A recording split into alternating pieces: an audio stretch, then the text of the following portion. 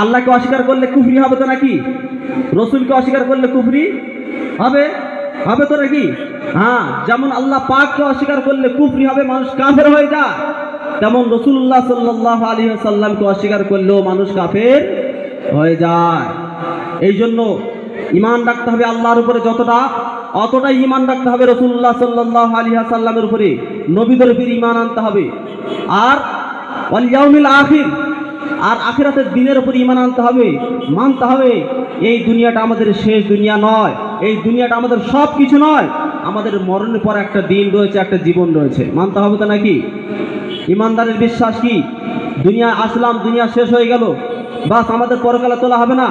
হ্যাঁ, ওয়াল বাসি বাদাল মাউত, পরে আমাদেরকে তুলবে, আমাদের হিসাব নিকাশের কাঠ করে আমাদের দাঁড় করানো হবে। দুনিয়াটা আমরা কে কি করেছি সব হিসাব আমাদেরকে সেদিন আমাদেরকে দিতে হবে। যদি হিসাবে আমরা পাস করি তাহলে পরকালে আমরা মুক্তি পাবো, আর যদি আমরা হিসাবে ফেল করি তাহলে জাহান্নামের উত্তপ্ত আগুন আমাদের অপেক্ষা করবে। আল্লাহ পাক জাহান্নামের আগুন থেকে আমাদের হেফাজত করবে, সকলে বললে আমিন। যাই হোক, আল্লাহ জাল্লা জালালহু আমাদের ঈমানদার বানিয়েছেন। ঈমানদারের মধ্যে কি গুণ থাকা দরকার, ঈমানদারের লক্ষণ কি হওয়া দরকার, কি বৈশিষ্ট্য থাকা দরকার, এগুলো আল্লাহ জাল্লা জালালহু আম্মা নাওয়ালহু কোরআন পাকের সূরা আনফালের 2, 3 এবং 4 নম্বর আয়াতের মধ্যে বর্ণনা করেছেন।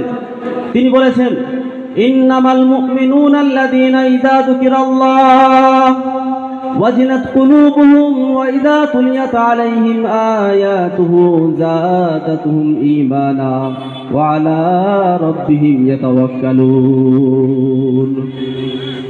ঈমানদার হতে গেলে তার প্রথম বৈশিষ্ট্য হলো ইযা যুকিরাল্লাহু ওয়াজিলাত কুলুবুহুম। ঈমানদারের সামনে যখন আল্লাহ জাল্লা জালালহু আম্মা নাওয়ালহুর নাম নেওয়া হবে তখন ঈমানদারের দিল ভয়ে কম্পিত হয়ে উঠবে। ঈমানদারের দিল কি হয়ে উঠবে? ভয়ে কম্পিত হয়ে উঠবে। আল্লাহ পাকের নাম শোনা মাত্র ঈমানদারের দিলটা ভয়ে কম্পিত হয়ে উঠবে। এটাই হলো ঈমানদারের প্রথম গুণ। অর্থাৎ মানুষের মধ্যে আল্লাহ পাকের ভয় থাকাটা এটি ঈমানদারের প্রথম এবং প্রধান গুণ। প্রথম সিফাত হলো, প্রথম গুণ হলো যে আল্লাহ পাকের ভয় তার মধ্যে থাকতে হবে। যদি আল্লাহ পাকের ভয় কারোর মধ্যে না থাকে তাহলে সে ঈমানদার হতে পারবে না। তাহলে খৌফে খোদা, খৌফে খোদা এটা হলো ঈমানদারের প্রথম গুণ। আর এই খৌফে খোদাটা তৈরি হয় জিক্রে খোদা থেকে।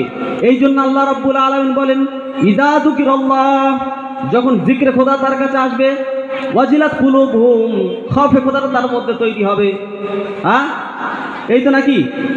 তাহলে খৌফে খোদা, আল্লাহ পাকের ভয় করাটা ওটা হলো ঈমানদারের লক্ষণ। আর এই আল্লাহ পাকের ভয় কোথা থেকে তৈরি হয়? জিক্রে খোদা থেকে। যখন আল্লাহ পাককে স্মরণ করবে তখন তার মধ্যে ভয় তৈরি হবে, দিল কম্পিত হয়ে উঠবে। কারণ আল্লাহ জাল্লা জালালহু আম্মা নাওয়ালহু বিশাল এই পৃথিবীর মালিক, বিশাল ক্ষমতার মালিক। তিনি মুহূর্তের মধ্যে কাউকে চাইলে ফকির করতে পারে আর চাইলে কাউকে আমির করতে পারে। পারে কি না? পারে না? চায়ের দোকানদারকে হিন্দুস্তানের প্রেসিডেন্ট বানাতে পারে না? পারে না? পারে তো নাকি? চায়ের দোকানদারকে যদি হিন্দুস্তানের প্রেসিডেন্ট বানাতে পারে, নমরুদের মতন বাদশাকে জুতো মারতে মারতে দুনিয়া ত্যাগ করতে পারে না? পারে না? পারে তো নাকি? তাহলে আল্লাহ পাক